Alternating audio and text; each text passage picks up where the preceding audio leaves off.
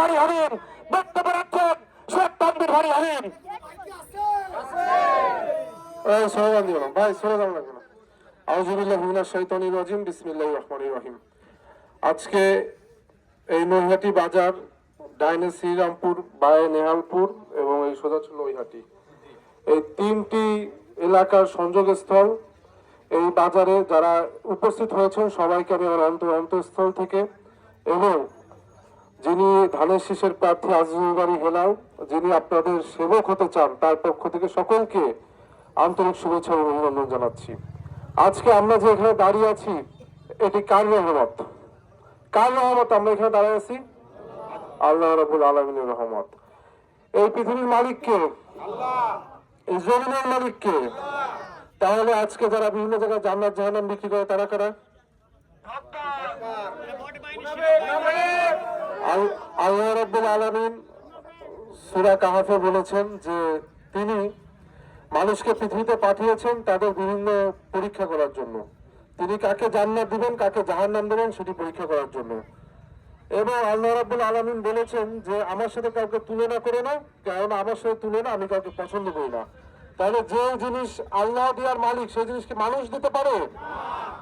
সেই জিনিস নিশ্চয় মানুষ দিতে পারে না। এটা কোথায় বলা আছে? কুরআন শরীফে বলা হচ্ছে। কুরআন শরীফ কি? আল্লাহর বাণী। কুরআন শরীফ এমন একটি গ্রন্থ যেখানে বলা হয়েছে যালিকাল কিতাবুল লা রাইবা ফি, অর্থাৎ এটি সেই গ্রন্থ যে এই গ্রন্থ নিয়ে কোনো দ্বিধাদ্বন্দ্ব নেই। বিশেষ করে আমরা যারা মুসলমান, আমরা কিন্তু এই গ্রন্থকে অক্ষরে অক্ষরে বিশ্বাস করি এবং ধারণ করি। এটাই তো আমাদের ঈমান। তাহলে আল্লাহ যেহেতু বলেছে আসমানের মালিক তিনি, জমিনের মালিক তিনি, জান্নাতের মালিক তিনি, জাহান্নামের মালিক তিনি, শুধু আজকে যারা আমাদের কাছে জান্নাত জাহান্নামের টিকিট বিক্রি করছে, যারা বলছে যে আপনারা আমাদেরকে ভোট দিলে জান্নাতে যেতে পারবেন, অন্য দলকে ভোট দিলে জাহান্নামে যাবেন, আপনারা সকলে দাজ্জাল সম্পর্কে শুনেছেন তো? শুনেছেন না? শেষ জামানায় দাজ্জালের আবির্ভাব হবে। বিভিন্ন হাদিসে বর্ণিত আছে এই দাজ্জাল তার এক হাতে জান্নাত দেখাবে আর এক হাতে জাহান্নাম দেখাবে। কিন্তু হযরত মুহাম্মদ সাল্লাল্লাহু আলাইহি ওয়াসাল্লাম বলেছেন এই দাজ্জালের দেখা জাহান্নামে যারা ঢুকবে তারা জান্নাতে প্রবেশ করলো, এবং এই দাজ্জালের দেখানো জান্নাতে যারা প্রবেশ করবে তারা জাহান্নামে প্রবেশ করলো। সুতরাং বর্তমানে একটি রাজনৈতিক দল তারা কিন্তু শেষ জামানার দাজ্জাল হিসেবে আবির্ভূত হয়েছে।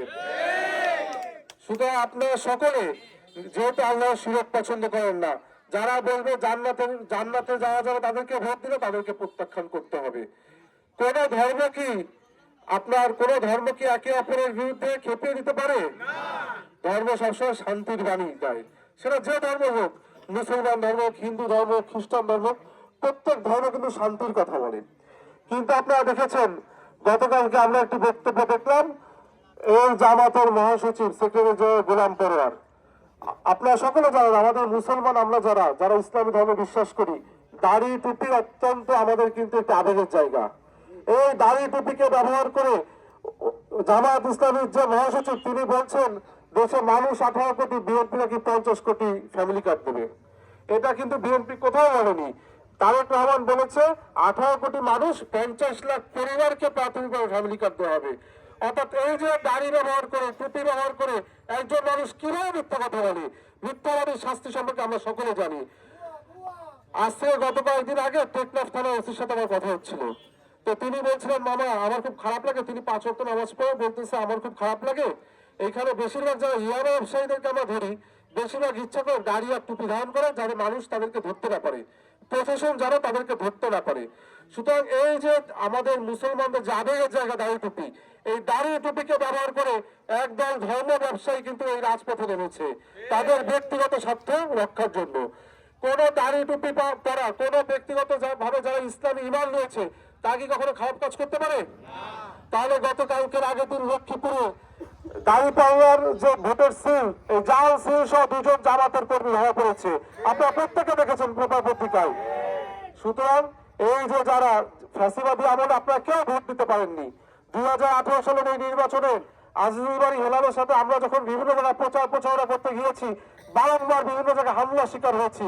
এই রিয়াজ ভাই, এই দিদার ভাই, মিন্টু কাকা, এই প্রিন্স ভাই সহ, এই মুক্তারি ভাই সহ এর কোনো লোক নেই যাদের দেহ থেকে রক্ত ঝরেনি। সুতরাং এই যে লাখো মানুষের রক্তে হামলা মামলার উপর যে ভোটাধিকার আমরা কিনেছি এই 5ই আগস্ট জুলাই আগস্ট গণ অভ্যুত্থানে বাংলাদেশে আপরাধ জনতা অংশগ্রহণের মাধ্যমে এই ভোটাধিকারকে আপনারা হরণ করতে দিবেন? এই ভোটাধিকার রক্ষা করার দায়িত্ব আপনার। সুতরাং আমি আপনাদের সকলকে বলবো, আমরা যখন বিভিন্ন জায়গায় প্রচারণা যাচ্ছি সবাই বলছেন যে হেলাল ভাই জিতবে, ইনশাল্লাহ হেলাল ভাই খুব ভালো করবে, কিন্তু এইটা ভেবে কিন্তু ভোট দেওয়া থেকে বিরত থাকা যাবে না। আপনারা মনে রাখবেন, আপনাদের এই ভোটের উপর নির্ভর করবে আগামী দিনে বাংলাদেশ কোনভাবে পরিচালিত হবে। কেননা এইবার ভোটের মাধ্যমে খালি যে আপনি ধানের শীষকে জিতাচ্ছেন তা নয়, এবার একটা উচ্চ কক্ষের সংসদ হবে। এই ভোটের অনুপাতের উপরে সেই উচ্চ কক্ষে বিএনপি কমিটি আসন পাবে, অন্যান্য দল কমিটি আসন পাবে, সেটিও কিন্তু নির্ভর করবে। সুতরাং আপনার ভোটের উপর নির্ভর করবে এই বাংলাদেশ আগামী দিনে যারা আমরা বাংলাদেশি জাতীয়তাবাদে বিশ্বাসী, যারা বাংলাদেশকে ভালোবাসি তাদের হাতে যাবে, না বাকি যারা দিল্লিকে ভালোবেসেছিল অথবা যারা পিন্ডিকে ভালোবাসে তাদের হাতে যাবে। সুতরাং আপনারা সকলে 12ই ফেব্রুয়ারি খুব সকালে ভোট দিতে যাবেন। শুধু ভোট দিলে হবে না, এই ভোটের কেন্দ্র পাহারা দিতে হবে। ভোট কেন্দ্র ভোট বুঝে বিজয় মিছিল নিয়ে বাড়ি ফিরতে হবে। আমরা যদি ভোট কেন্দ্র পাহারা না দিই তাহলে কিন্তু বিভিন্ন যারা এই মুসলমানদের আমাদের আবেগ দাড়ি টুপিকে ব্যবহার করে অপসংস্কৃতির রাজনীতিতে নেমেছে, যারা ভোটাধিকার চুরির বিভিন্ন মহোৎসব পালন করছে, যারা জাল সিল বানাচ্ছে, তারা কিন্তু সুযোগ পেলে নকল ভোট দিবে। এই আমার বিশ্বাস, আমরা এমন একটি গ্রামের মানুষ যে গ্রামে যেমন মসজিদে আজান হয় সেই গ্রামে মন্দিরের শঙ্খ বাজে, প্রত্যেকে ধর্ম পালন শেষে এই চায়ের দোকানে এই বাজারে আমরা আড্ডা দিই। যারা ইসলামকে ব্যবহার করে কিন্তু লাকুম দিনুকুম ওয়ালিয়া দিন অর্থাৎ যার দিন তার কাছে বিশ্বাস করে না, তারা কখনো ইসলামের আদর্শে বিশ্বাসী হতে পারে না। আমরা প্রত্যেকে আমরা ধর্ম পালন করবো, ধর্ম পালন শেষে আমরা এখানে আমাদের এলাকার মানুষের সাথে সৌহার্দ্য সম্প্রীতির রাজনীতি, সৌহার্দ্য সম্প্রীতির যে সম্পর্ক সেটি বজায় রাখবো। যে কারণে গত 17টি বছরে বিএনপির লোকজন বিভিন্নভাবে হামলা মামলা শিকার হয়েছে, আপনাদের সামনে আজকে রেকর্ড হচ্ছে একটি কথা দিয়ে দিতে চাই। এই 12ই ফেব্রুয়ারির পর অন্য কোনো মতামতকে ধারণ করে এমন কোনো ব্যক্তিকে কখনো কোনো হামলা মামলার আর শিকার হতে হবে না। তাহলে আমরা মজলুমের দল, আমরা মজলুম ছিলাম, আমরা জানি একজন মানুষকে ঘর ছেড়ে দূরে থাকতে কেমন লাগে, কিন্তু একই সাথে যারা ঘর ছেড়ে দূরে আছে তারাও যেন কোনো ধরনের অপরাজনীতি আর বাংলাদেশে না করে।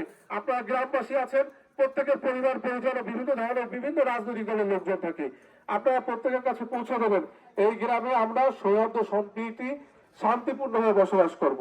এখানে কেউ কারো বিরুদ্ধে বিদ্বেষ ছড়িয়ে, কেউ কাউকে একটি মিথ্যা মামলা দিয়ে, কেউ কাউকে হয়রানি করে এই গ্রামের যে সম্প্রীতি গত 17 বছর নষ্ট হয়ে গিয়েছিল সেই সম্প্রীতি যেন নষ্ট না হয়। আপনারা এই জন্য আজিজুল বাড়ি হেলালকে ভোট দেবেন এবং বিপুল ভোটে তাকে জিতাতে হবে, যেন তারেক রহমানকে যে তিনি বলতে পারেন, ভাই আপনি আমাকে আমার এলাকায় মনোনয়ন দিয়েছিলেন, আমার এলাকার মানুষ সর্বোচ্চ ভোট ধানের শীষে দিয়েছে, এই এলাকার যত সমস্যা আছে এই মন্ত্রী পরিষদ থেকে আপনার এই জাতীয় সংসদ থেকে আমার এলাকার যত সমস্যা সব বিল পাস করে সকল উন্নতি যেন এই এলাকায় ঘটে। এই এলাকায় ড্রেনেজ সিস্টেম নেই, এই এলাকায় যেন ড্রেনেজ সিস্টেম চালু হয়, এই এলাকায় যেন ভালো স্কুলের শিক্ষামান যেন ভালো হয়, আমাদের ছেলেমেয়েরা যেন ভালো থাকতে পারে। এইখানে নদী ভাঙনের সমস্যা আছে, যেন বারংবার প্রত্যেকবার নদী ভাঙন হয়, বিভিন্ন কাজের মাধ্যমে সরকারি বিভিন্ন বিল আসে, সেই বিল থেকে টাকা বেড়ে অল্প কিছু বাদ দিয়ে আবার সেই বাদ ভেঙে যায়, যেন একটি স্থায়ী টেকসই বাদ বিএনপিকে আপনার ধানের শীষে বিজয় করে আনার পর আজিজুল বাড়ি হেলাল বিএনপি সরকারের মাধ্যমে একটি টেকসই বাদ স্থাপন করতে পারে, সেটির জন্য আপনার ধানের শীষে ভোট দেবেন। আপনাদের সবাইকে ধন্যবাদ। আসসালামু আলাইকুম।